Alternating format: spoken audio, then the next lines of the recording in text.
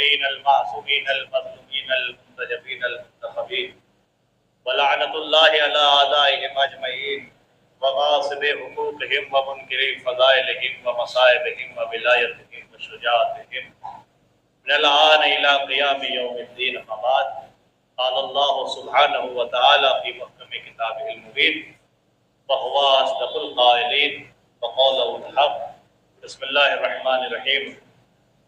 يا أيها الرسول بلغ ما أنزل إليك من ربك وإن لم تفعل فما بلغت رسالة والله يعصمك للناس. صلوات ارشاد فرمائے.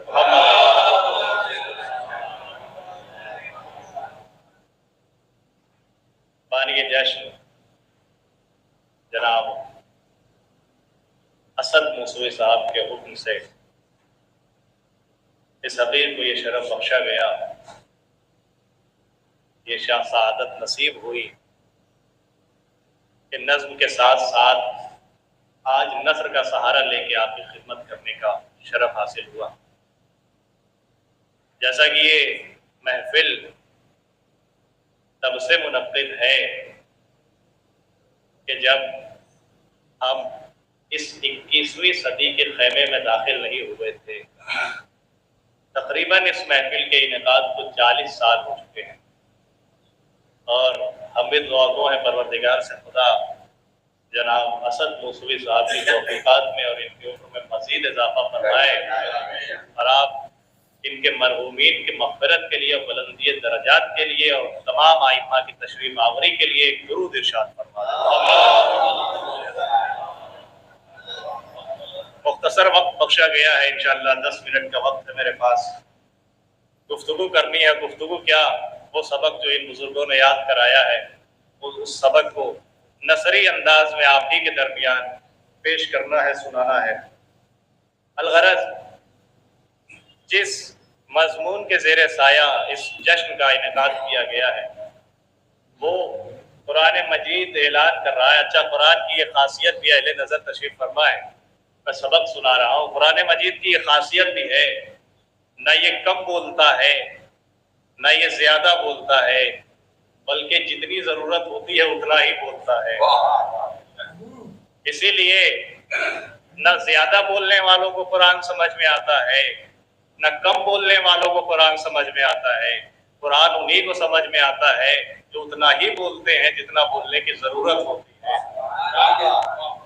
اسی خصوصیت کو بیان کرتے ہوئے قرآن نے اپنے حبیب کا بھی تعارف کرایا کہ میرا حبیب اپنی خواہش سے کوئی کلام نہیں کرتا، یہ وہی کہتا ہے کہ جو وہی کہتی ہے۔ اب اگر قرآن کوئی بات کہہ رہا ہے تو ظاہر سی بات ہے اگر ہمارے اور آپ کے جیسا انسان کوئی بات کہے تو ہو سکتا ہے وہ بات ایک وقت معین تک کے لیے ہو، یا ایک وقت کے بعد اس بات کو رد کیا جائے۔ مگر قرآن کی ایک ایسی بات ہے کہ قرآن جس نے 1400 سال پہلے جو قانون بنا دیا اس قانون پر آج بھی قائم ہے، اور دنیا اس قانون کو مان رہی ہے، اور اسی قانون پر آنے والی صدیاں بھی گامزن رہیں گی۔ عزیزان گرامی، جب کوئی شخص کسی سے گفتگو کرتا ہے اور ایک عرصہ دراز تک بڑا محبوب لہجہ اختیار کر کے گفتگو کرتا ہے، اگر کوئی آپ کا بڑا حبیب ہو، بڑا قریب ہو اور بہت قریبی دوست ہو تو اس سے آپ گفتگو کریں گے جناب، حضور، محترم، تمام محبت کے القابات اس کے اوپر نشاور کر دیں گے۔ یا یوں کہوں کہ خدا رسول اللہ کو حبیب کہہ رہا ہے اور وہیں جناب ابراہیم کو خلیل کہہ رہا ہے۔ فرق کیا ہے حبیب اور خلیل میں آپ بہتر جانتے ہیں۔ ایک مثال کے ذریعے ہمارے جو ہم عمر اور ہم سے کم سن برادر ہیں ان کے لیے، ورنہ بزرگ ہم سے بہتر جانتے ہیں، اور میں سبق سنا رہا ہوں جیسا کہ میں نے شروعات میں فرما دیا۔ حبیب اور خلیل میں ایک خاص فرق یہ ہے کہ جیسے میں نے ایک مکان بنایا، مثالوں کے ذریعے بہت سی باتیں آسان ہو جاتی ہیں۔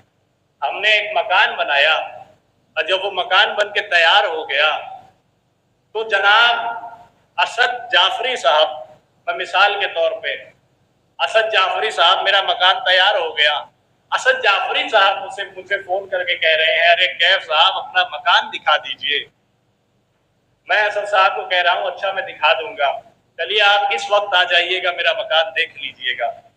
اور دوسرا وہ کردار کہ جب میرا مکان تیار ہوا تو میں جناب افضال صاحب کو فون کر کے کہہ رہا ہوں، ارے افضال صاحب آپ کب میرے مکان پہ تشریف لائیں گے؟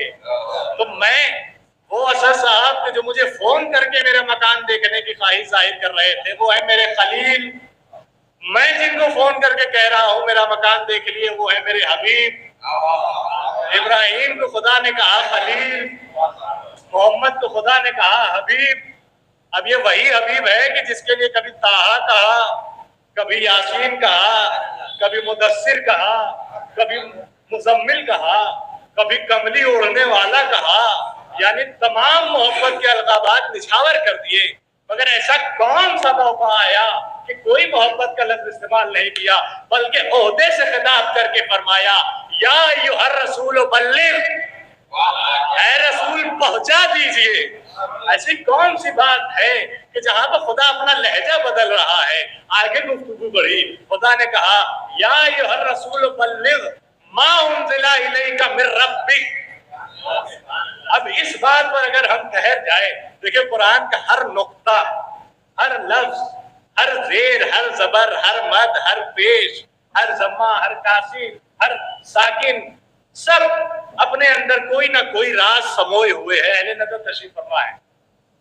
اب یہاں پر خدا کہہ رہا ہے ما انزل الیک من ربک، ما جو آپ کو پہنچا دیا گیا تھا وہ بات پہنچا دیجئے کہ جو آپ تک پہنچا دی گئی تھی۔ کیا رسول نے آج تک پیغام خدا کو پہنچانے میں کسی طرح کی کوتاہی برتی؟ یا جبریل امین کوئی آیت لے کر آتے تھے، جیسے ہی جبریل نے کوئی آیت خدا کی رسول خدا تک پہنچائی یا کوئی پیغام خدا کا رسول خدا تک پہنچایا، رسول خدا نے بڑی امانت داری کے ساتھ اسے عوام تک پہنچا دیا۔ مگر یہ ایسا کون سا پیغام تھا اور یہ کب پہنچایا گیا؟ بہت سے ایسے واقعات ہوتے ہیں کہ ہمیں جدید دور کو سمجھنے کے لیے قدیم دور کا سہارا لینا پڑتا ہے۔ اگر جدیدیت کو سمجھنا ہو، آج کی ٹیکنالوجی کو سمجھنا ہو، تو ہمیں آج کی ٹیکنالوجی کو بہتر طور سے سمجھنے کے لیے جدید دور کی ان چیزوں کو سمجھنا، قدیم دور کی ان چیزوں کو تب سمجھنا پڑے گا جن راستوں سے ہو کر یہ چیزیں ہم تک پہنچی۔ تو آخر وہ کون سی بات تھی؟ یا ایھا الرسول بلغ ما انزل الیک من ربک، پہنچا دیجئے وہ کہ جو آپ کو پہنچا دیا گیا تھا، آپ تک بھیج دیا گیا تھا۔ کب بھیجا گیا تھا؟ کیا جبریل لے کر آئے تھے؟ کیا میکائیل لے کر آئے تھے؟ یا معراج میں واقعہ بیان کیا گیا تھا؟ کیا خدا نے حدیث قدسی کے ذریعے یہ پیغام رسول خدا تک پہنچایا؟ آخر ایسی کون سی بات تھی کہ جس کے حوالے سے خدا اتنا زور دے رہا ہے کہ پہنچا دیجئے وہ کہ جو آپ کو پہلے پہنچایا جا چکا ہے؟ اب کہاں سے وہ بات ملے؟ وہ کون سا پیغام ہے؟ تو دیکھیں بہت سی ایسی چیزیں ہیں کہ جو ہم لفظ کے ذریعے سمجھ سکتے ہیں۔ اب آپ روز نمازوں کے ساتھ ساتھ ایک دعائیں پڑھتے ہیں، ہر نماز کے بعد ایک دعا پڑھتے ہیں، ان اللہ وملائکتہ یصلون علی النبی۔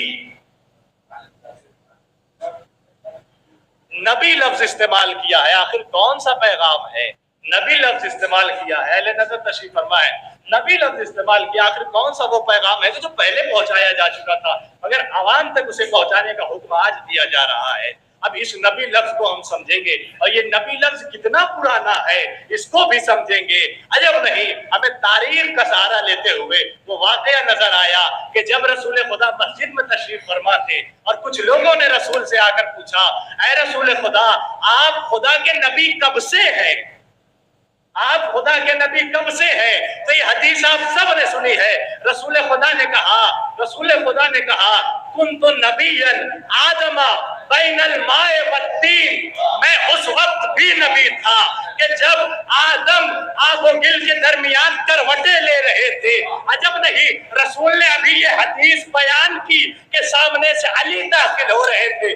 علی نے کہا کنت وصیا آدم بین الماء والطین، میں آپ کا وصی تب سے تھا جب آدم آب و گل کے درمیان کروٹیں لے رہے تھے، تو ایک پیغام پہنچانا چاہ رہا ہوں۔ ہمارے منبروں سے یہ بات کہی جاتی ہے کہ علی غدیر میں مولا بنائے گئے۔ میں کہہ رہا ہوں، ان علماء کا سہارا لے کے کہہ رہا ہوں جن کے سہارے سے یہ بات مجھ تک پہنچی ہے، یہ بات کہی جاتی ہے کہ علی غدیر میں مولا بنائے گئے، مگر سچ یہ ہے کہ علی غدیر میں مولا بنائے نہیں گئے، علی غدیر میں مولا دکھائے گئے۔ صلوات پر محمد وآل محمد۔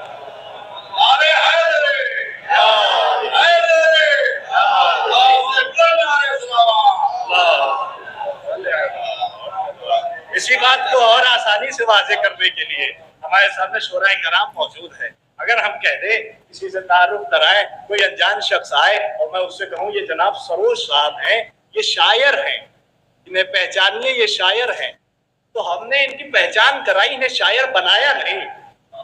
اہل نظر تشریف فرما ہے، اہل نظر تشریف فرما ہے۔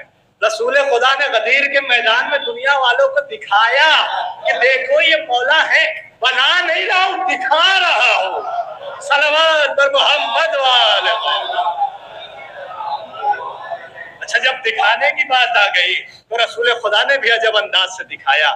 یہ اہل بیت ہیں، یہ اگر چھپانے میں آ جاتے ہیں تو ایسے چھپاتے ہیں کہ ہماری عقلیں بھی وہاں تک نہیں پہنچ پاتی ہیں، اور جب دکھانے پر آ جاتے ہیں تو لاکھ آپ بدعت کے پردے ڈال لیجئے، وہ پردے ان چیزوں کو چھپا نہیں سکتے کہ جو حقائق ہیں۔ رسول خدا نے جب اپنا غدیر کا طویل خطبہ دیا، مختصر سا وقت میرے دامن میں ابھی باقی، انشاءاللہ 9-10 تک تقریر تمام ہو جائے گی۔ رسول خدا نے طویل خطبہ دیا۔ یہ وہی رسول ہے جو کسی کے لیے باعث زحمت نہیں ہوا، باعث رحمت ہے۔ مگر غدیر خم میں ایسا کیا موقع تھا کہ چلچلاتی ہوئی دھوپ، وہ تازہ تازہ حاجی، اور جب تک سر آپ منڈا نہ لیں تب تک آپ کا حج مکمل نہ ہو، وہ بلا کی دھوپ دشمنان علی کے کلیجوں میں ایسے کرنے داخل کر رہی تھی کہ جیسے نیزے داخل کیے جا رہے ہوں۔ میں نے یہ دشمنان علی لفظ اس لیے استعمال کیا کیونکہ خدا بھی اپنے رسول سے کہہ رہا ہے میں دشمنوں کے شر سے آپ کی حفاظت کروں گا۔ اگر میں خدا سے سوال کروں، اے پروردگار یہ تو حاجی ہیں، یہ تو اصحاب رسول ہیں، ان کے مجمع میں تیرا رسول اعلان کر رہا ہے، پھر تو یہ کیوں کہہ رہا ہے میں دشمنوں کے شر سے تیری حفاظت کروں گا؟ تو خدا وہی جواب دے گا کہ جو فرشتوں کو اس وقت دیا تھا جب آدم کو منصب خلافت پر فائز کر رہا تھا، جو میں جانتا ہوں وہ تم نہیں جانتے۔ انہی حاجیوں میں کئی ایسے ہیں کہ جب محمد اس دنیا سے پردہ فرمائیں گے یہ اپنا اصلی چہرہ لے کر ظاہر ہو جائے۔ درود ارشاد فرما دے محمد۔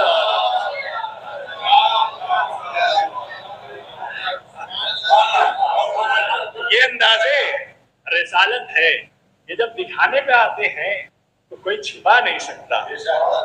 کیسے دکھایا اس رسالت کے آفتاب نے، امامت کے ماہتاب کو؟ اگر میں کسی بچے کو اٹھاؤں، دیکھیں اس بات کو میں آپ کے درمیان پیش کرنے سے پہلے ایک سہارا لینا چاہوں گا۔ اگر میں کسی بچے کو اٹھاؤں اور بلند کروں اپنے سامنے، اور اگر کسی اپنے قد کے برابر والے انسان کو اٹھاؤں اور بلند کروں اپنے سامنے، تو بچہ جس کا قد مجھ سے چھوٹا ہے وہ اتنا ہی نظر آئے گا جتنا اس کا قد ہے، باقی جو اس کا قد نہیں ہے اتنا حصہ میرے جسم کا نظر آئے گا۔ مگر وہ انسان کے جو بالکل قد میں برابر ہے، میں حدیث کا سہارا لے رہا ہوں، انا و علی من نور واحد، وہ دو نور کہ جو ایک ہی نور سے جڑے ہوئے ہیں۔ جب رسول خدا نے اعلان غدیر میں خطبہ دے دیا، اچھا یہ بھی عجب انداز تھا، اس سے پہلے عرب والوں نے ایک منبر پر ایک ہی خطیب دیکھا تھا، مگر غدیر نے نظام بدل دیا۔ غدیر نے کہا ہم نظام بدلیں گے، منبر ایک ہوگا ذاکر دو ہوں گے، یا یوں کہوں کہ ہمیں غدیر کے منبر پر قرآن بھی نظر آیا، نہج البلاغہ بھی نظر آئی۔ اب رسول خدا خدا نے خطبہ بیان کر دیا. جب وقت آیا کہ اپنے صحابیوں کو دکھائے کہ کس کے لیے میں اتنی لمبی تمہید کر رہا تھا, کس کے اعلان کے لیے مجھے خدا نے یہ بات کہی کہ اگر یہ اعلان نہیں کیا تو گویا تم نے کوئی کار رسالت انجام نہیں دیا. عجب نہیں, بات پہ یہی ٹھہروں گا. ارے جب بغیر ولایت علی کے رسول کی رسالت نہیں بچ سکتی تو بغیر ولایت علی کے ہماری اور آپ کی عبادت کیسے بچ سکتی ہے؟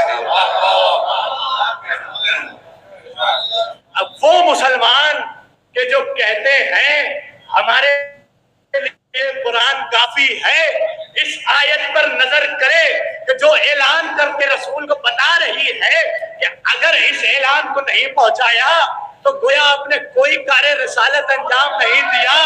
اگر نظروں سے تعصب کا چشمہ ہٹا کر وہ مسلمانان دین اس آیت کو پڑھے کہ جس میں اعلان ہو رہا ہے اگر ولایت علی کو نہیں پہنچایا تو آپ نے کوئی کام انجام نہیں دیا.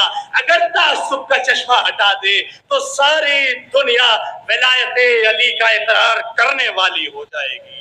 درود ارشاد فرما دے محمد والے. عجب نہیں, رسول خدا نے اپنے دونوں ہاتھوں پر بلند کیا. بڑے مورخ وہاں موجود تھے, جناب ابو ذر موجود تھے, جناب فاطمہ الزہرا صلوات اللہ علیہ غدیر کی راویہ ہیں. اب اس سے بڑی کیا دلیل ہوگی کہ وہ غدیر کو روایت کر رہی ہے کہ جو رسول کا جز ہے, رسالت کا جز ہے. رسول خدا نے مولائے کائنات کو بلند کیا اور تاریخ کہتی ہے, پہلے نظر تشریف فرما, میں بس سبق سنا رہا ہوں. تاریخ کہتی ہے کہ اس طریقے سے دونوں ہاتھوں سے بلند کیا اس رسالت کے آفتاب نے امامت کے ماہتاب کو, یا یوں کہوں کہ اس رسالت کے آفتاب کے سامنے امامت کا ماہتاب یوں آیا کہ رسالت کا آفتاب چھپ گیا. جب رسالت کا آفتاب چھپ گیا یعنی دونوں ہاتھوں سے جب رسول خدا نے مولائے کائنات کو بلند کیا اور اتنا بلند کیا کہ رسول خدا پورے قد سے پیچھے چھپ گئے. عجب نہیں, پورے قد سے مولائے کائنات کو زمانے والوں کے سامنے ظاہر کر کے رسول خدا یہ بتانا چاہ رہے ہیں کہ جب میں اس دنیا سے پردہ کر جاؤں, میں اس دنیا سے ظاہری طور سے چلا جاؤں تو میرا عکس تمہیں اس امامت کے ماہتاب میں نظر آئے گا جس امامت کے ماہتاب کو علی کہتے ہیں. پر محمد والے محمد صلی اللہ علیہ وسلم. بس عزیزان گرامی, میرا جتنا وقت تھا میں نے اسے تمام کر دیا. انشاءاللہ بہترین شعراء کرام, بہترین مداحان اہل بیت آپ کے درمیان نظمی صورت میں انشاءاللہ غدیر اور غدیر کے پیغامات اور فضائل غدیر, فضائل مولائے کائنات انشاءاللہ پیش فرمائیں گے. ہم سب دعا گو ہیں پروردگار سے, پروردگار ہم سب کی اس مختصر سی عبادت کو قبول فرمائے. پروردگار ہم جو عبادت کرے اس میں خلوص زیادہ سے زیادہ شامل کرنے کی توفیق عنایت فرما. پروردگار ہمیں اس قابل بنا دے کہ وارث غدیر کی نصرت کر سکے. ربنا تقبل منا انک انت السمیع الدعاء. پر محمد وآل محمد صلوات.